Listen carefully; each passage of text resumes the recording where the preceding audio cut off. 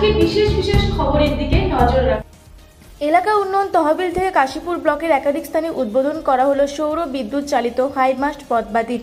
আজ শনিবার কাশীপুরের বিধায়ক কমলকান্ত হাঁসদা ধতলা গ্রামে হাইমাস্ট পথবাতির উদ্বোধন করেন।